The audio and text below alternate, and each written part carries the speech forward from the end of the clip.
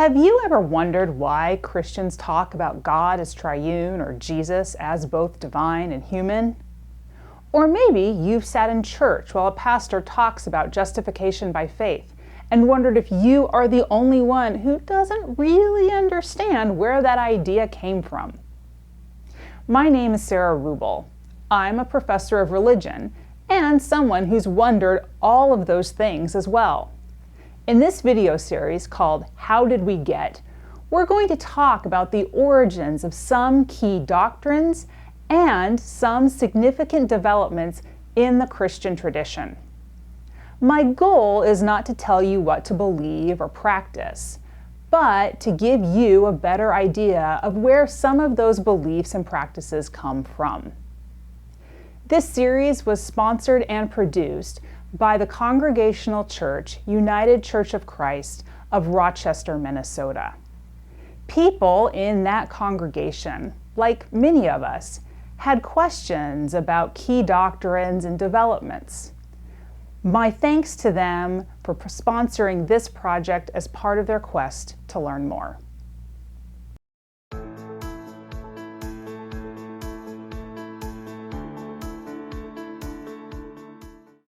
The longest preserved Christian text from the 2nd century is a fictional dialogue between the Christian author, Justin Martyr, and a fictional Jewish interlocutor, Trypho. Over the course of many pages, Justin Martyr attempts to convince Trypho that Jesus is the Messiah attested to in the Hebrew Scriptures, and that all people, Jews included, must convert in order to experience salvation. At first glance, the dialogue with Trypho is a fairly straightforward example of Christian attitudes towards Judaism in the 2nd Christian century. It seems clear that when the text was written, it was a time when there were well-established boundaries between Christians and Jews, boundaries understood by everyone. When I've assigned this text to students, I've certainly taught it that way. And viewed in that context, we can see themes that will reappear in Christian polemics against Jews over the centuries. For someone ostensibly interested in converting Jews, Justin treats them with contempt, calling them stupid, selfish, ungrateful, and deceitful, among other things. He claims that the recent defeat of the Jewish Bar Kokhba rebellion, a 2nd century rebellion centered in Jerusalem, and the expulsion of Jews from Jerusalem was a punishment by God on the Jews. Justin derides Jewish observance of the law as well. So it seems reasonable to assume that Justin is writing in a context in which Christianity and Judaism have long been understood by their adherents as separate, competing religions. Yet scholars, as is their wont, suggest that this clear, easy understanding of Justin's text and its larger context is too simple. Of course they do. They don't deny the contemptuous things Justin writes, those are clear, but they do suggest that the lines of separation between Judaism and Christianity were not as universally acknowledged as one might think from Justin's text. In fact, some see Justin's text as part of a longer effort to delineate those boundaries. So they suggest maybe Justin isn't simply describing a clear separation so much as he's articulating one. Now, that may sound strange to you. Of course you think there was a distinction between Christianity and Judaism. It's there in the New Testament, right? Maybe you've heard that the Gospel of John was written after Jewish followers of Jesus were expelled from the synagogue. Or maybe you've been taught that much of Paul's teaching focused on the difference between the works righteousness emphasis of Judaism and the justification by faith emphasis of Christianity. All of that would seem to suggest a real clear difference between Judaism and Christianity in the 1st century. Right? In this video, we're going to delve into some of the questions around the development of Judaism and Christianity as separate religions. If you were hoping for a clear answer to the question of exactly when they separated, I've got bad news. I don't have one. And I'll say more about that. But I also want to explore why many scholars think that much of what Christians think about what New Testament writers like Paul were saying about Judaism was not what they were actually saying about Judaism, and how that should affect our understanding of both Judaism and Christianity.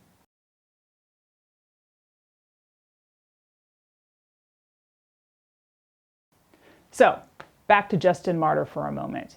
He claimed that Jewish observance of laws such as Sabbath keeping and circumcision were instituted by God because Jews were disobedient and needed instruction before the coming of Jesus. With the coming of Jesus, however, such works of the law are no longer necessary, according to Justin. For many Christians, Justin's claims probably sound both harsh and familiar. Today, many Christians are aware of the problems of anti-Semitism and stereotyping Jews. On the other hand, many Christians also routinely hear or read that the problem Paul particularly had with Judaism was that Jews believed in keeping the law so they could earn God's favor. Jews were pro-works righteousness, in other words. When I teach courses or adult Sunday school, I often hear Christians who, I would hasten to add, are very concerned with modern anti-Semitism, say that Christians believe in grace and Jews believe in works. It is, after all, what they have been taught that Paul said. But here's what's interesting. Many scholars now agree that that wasn't what Paul said. And scholars think that getting right what Paul said has implication for our understanding of first century Judaism, Christianity, and salvation. So here's some scholarly history. In 1979, E.P. Sanders published Paul and Palestinian Judaism, a book that had a profound effect on our understanding of first century Judaism. In his book, Sanders argued that first century Jews did not believe that they had to keep the law in order to be part of the covenant. Rather, they understood keeping the law as a response to God's gracious gift of the covenant. Sanders' argument actually makes sense in terms of the biblical narrative. In Genesis, there are 3 accounts of God making promises to Abraham. They're in Genesis 12, 15, and 17. The last one, in Genesis 17, does stipulate that males in the covenant are to be circumcised. But the first 2 accounts of that covenant don't have that provision. In the first one, Genesis 12, God tells Abram that if Abraham will go to the land God will show him, God will make Abraham a great nation and be a blessing to the nations. God doesn't give Abraham anything he has to do as a sign of the covenant, although granted, telling someone to leave their home and go to a new land is a pretty big ask. God makes a promise to Abraham without condition. Moreover, scholars also point out that in terms of the story, all of the covenants in Genesis take place long before God gives additional laws at Sinai, laws such as keeping the Sabbath and kosher. Covenant, in other words, precedes works. So, in sum, many scholars agree that first century Jews did not think that they earned their way into the covenant by keeping laws. Rather, they understood themselves to be demonstrating fidelity to that covenant by keeping the law, particularly by practicing circumcision, observing the Sabbath, and keeping kosher. So let me say it again. Keeping the law was not a work that earned grace. Rather, it was a way of living that responded to grace already given. Okay, I can hear some of you saying, but didn't Paul still talk about works of the law and how they weren't necessary? Isn't it right there in Galatians? Well, yes. This way of reading Paul doesn't deny that he rejected works of the law. But again, not because Paul thought Jews were using them to earn God's grace. Scholars such as James Dunn and N.T. Wright have argued that Paul's argument is essentially this. Keeping kosher and circumcision, the 2 works Paul singles out in Galatians, functioned as identity markers for Jews. Keeping those rituals demonstrated that they were in the covenant. But according to Paul, there was now a new identity marker, Jesus. What marked you as a member of the covenant was Jesus, not circumcision or kosher. To people who argued that Gentiles had to have both identity markers, circumcision and kosher, and Jesus, Paul said, nope, Jesus alone was sufficient to mark someone as in the covenant. This reading of Paul also makes clear that Paul did not think that God ever rescinded or superseded God's covenant with Abraham and to the Jews. Look back at Genesis 12. God promises Abraham that Abraham's nation will be a blessing to the nations. God, according to Paul, had absolutely kept God's promise. The Jewish Messiah, Jesus, was a blessing to the nations. He was bringing the Gentiles into the covenant.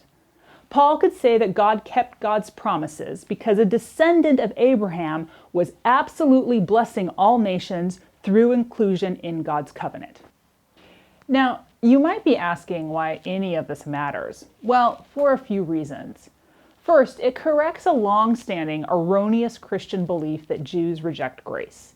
That Christian mischaracterization of Judaism is wrong because it's historically incorrect, but also problematic because it, among other things, has been used to justify profound anti-Semitism.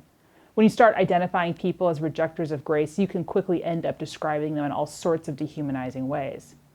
Second, it helps make more sense of Paul's writing. Paul, in Galatians, and more particularly in Romans, is trying to sort through what it means for Gentiles to be part of the covenant.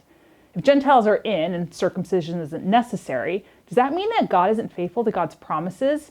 A God who isn't faithful to God's promises is a pretty big theological problem for everyone, because if God will break promises to other people, God could break them to you. What Paul lands on is that God is faithful. God promises Abraham that he and his descendants would be a blessing. That was the covenantal promise, and it's being fulfilled in the Jewish Jesus through the inclusion of the Gentiles. Third, it also makes sense of what otherwise would be a weird tension in Paul. Even as Paul says that people no longer need to perform works of the law to be part of the covenant, he has a lot to say about how people should behave. If we read Paul as being against works righteousness generally, we might wonder why he spends so much time on behavior. But if what Paul is saying is that specific works of the law, kosher and circumcision, are not necessary anymore as identity markers, then what he's saying makes more sense. The mark of the covenant is Jesus. Being brought into the covenant is grace. But once you're in the covenant, there are things you should and should not do, like you should love others. This isn't works righteousness, but part of living in the covenant. Fourth, this reading of Paul could affect how some Christians understand salvation. Many, but not all American Christians, have a pretty individualized view of salvation. It's between me and Jesus. However, a more covenantal reading of Paul would say that we, as individuals, are actually being brought into a community that shows forth God's redemption in the world. Salvation isn't simply an individual matter, but God's healing of all that ails God's good creation.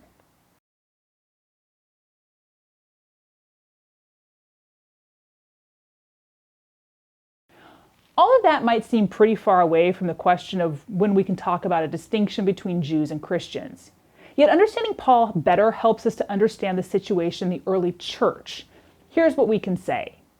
Even early on, when Paul wrote in the very early Christian decades, we can see a complicated situation on the ground. There were still Jews, people who'd never become part of the group that saw Jesus as the Messiah. There were Jews who saw Jesus as the Messiah and also kept practices like circumcision and kosher. There were Jews like Paul who saw Jesus as in continuity with the history of Israel, but were not convinced that practices like kosher and circumcision needed to be followed anymore. And there were Gentiles who followed Jesus, who believed themselves to be entering into the Abrahamic covenant without adopting practices such as circumcision. To further complicate matters, there are many ways you could think about a distinction between Jews and Christians. Timothy Gabrielson, who wrote an article looking at the couple of decades worth of scholarship on the distinction between Christianity and Judaism, points to different ways we can think about the question, when did Judaism and Christianity part ways? One is mutual religious recognition, at the point at which the two groups saw themselves as mutually exclusive. You can also think about it in terms of religious interaction.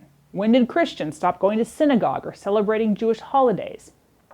You can think of it in terms of social concourse, or when social relations between Jews and Christians separate. Or finally, you can think of it when people who are not Jews or Christians, the Romans, for example, think of the two groups as different. Perhaps it will not surprise you at this point to know that scholars disagree about a lot of this. Or maybe better put, scholars increasingly agree that there was not just one moment in time when Judaism and Christianity became separate theologically, socially, pietistically, and politically. We can see different kinds of relationships at different times and in different places. It seems that separation or parting or distinguishing was not one process, but a lot of overlapping processes. So rather than trying to find a time when we can definitively speak of a separation between Christianity and Judaism, let's look at some of the possible parts of what may have been many processes, some pieces of which you may have heard about in sermons or read in books. One I've already mentioned, the expulsion of Christians from synagogues at the end of the first century. There's a long line of scholarship that suggests that Jewish leaders expelled people who worshiped Jesus from the synagogues, and that this expulsion is the context for the Gospel of John and its often hostile statements about the Jews.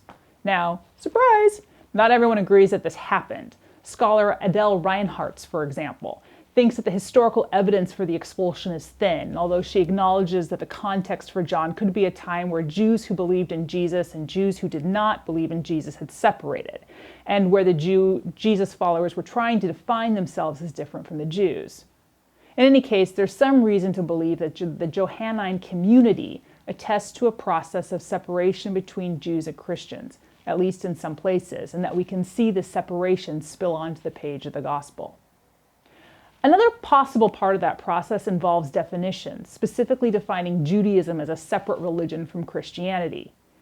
Here, the focus is on when the Romans began to view the two groups as different. One part of this process, according to some scholars, involves tax law, specifically the Fiscus Judaicus. In 66 AD, Jews in Jerusalem rebelled against Rome, and in 70 AD, the Romans ended the rebellion and destroyed the temple. After that, the emperor required that Jews, who before the temple's destruction were supposed to send 2 drachma to the temple, send that amount to Rome. Early on, it seems like the tax applied to lots of people the Romans considered Jewish, even non-practicing Jews and maybe Gentile Christians. Some scholars think that many Christians refused to pay the tax, leading to persecution. We're really not quite sure. In any case, at the end of this first century, a new emperor clearly defined the tax as only applicable to Jews and based what constituted Judaism on religious practice. Coming from a Jewish family didn't subject someone to the tax, adherence to Jewish practice did. Thus, something that definable as Judaism, as distinct from Christianity, was developing, based not on ethnicity, but on practice. Now, this is a hypothesis, but it goes along with point number 3. By 111 AD, we have a written source that indicates that Roman authorities were identifying Christians as a group. Pliny the Younger, a Roman governor, wrote to the Emperor Trajan, wondering what to do about the Christians, this new group that refused to worship the Roman gods. The Romans already knew about the Jews and had long tolerated their refusal to worship the Roman gods. Not so with this new group, the Christians. Pliny wrote about some of their practices, as well as how he had decided who was and who was not a Christian, so he could punish them in the ways he thought appropriate.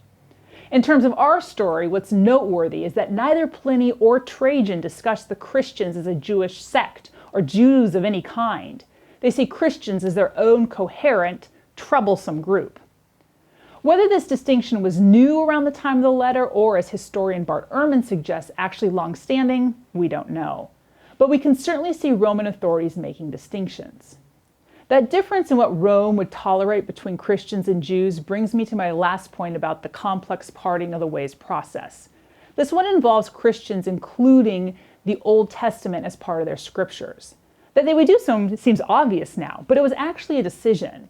In fact, there was a 2nd century man named Marcion who argued that the God of Israel and Israel's scriptures was a vengeful, cruel God distinct from the God of Jesus.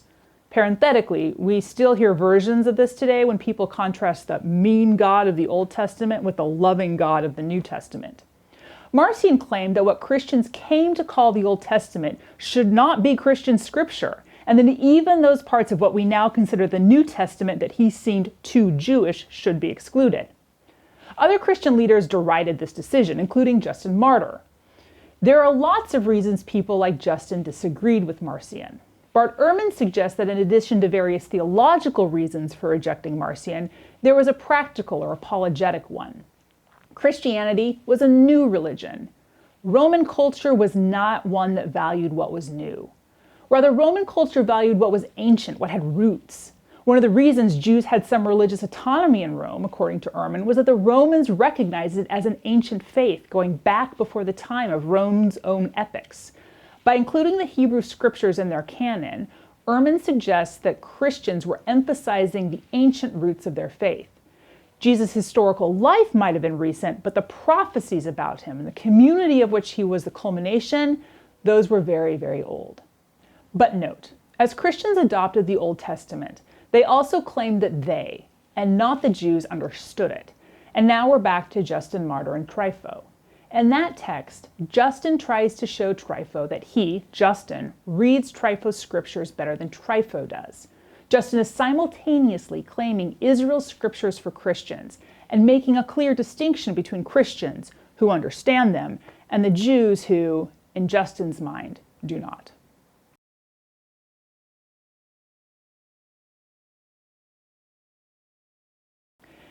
Today we think of Judaism and Christianity as distinct religions. Many Christians, moreover, name those distinctions in ways that intentionally or not denigrate Judaism and make claims about it that don't seem accurate to the historical record. As we have seen in this video, people in the early church were trying to figure out how to talk about Jesus and what he did and the covenants God had made with Israel. Paul particularly tackled this question. And yes, there were clearly differences between those who accepted Jesus as the Messiah and those who did not. But importantly, the differences were not how they often get named today, as differences between people who accepted grace and those who did not, or those who believed in a loving God and those who did not. Historically, we can also see a complicated situation of what scholars have talked about as the parting of the ways. Clearly, Judaism and Christianity emerged as different things over time. Exactly how and when that happened, when we can definitively speak of a parting, is less clear. So if you're wondering why any of this matters, I'll end with what is really a plea. The history of Christianity and Judaism is complex and interwoven.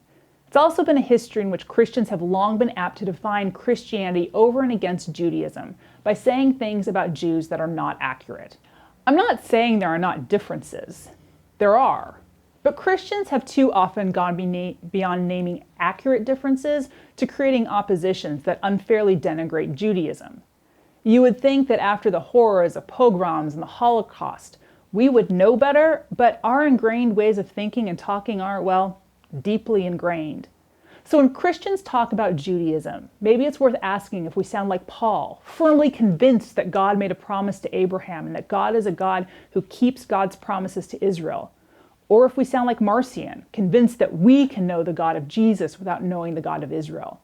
Or if we sound like Justin, beneath the apologetics, strikingly contemptuous. In a world still filled with anti-Semitism, and anti-Semitism for which Christians bear no small responsibility, the stakes in our answer to that question are still quite high.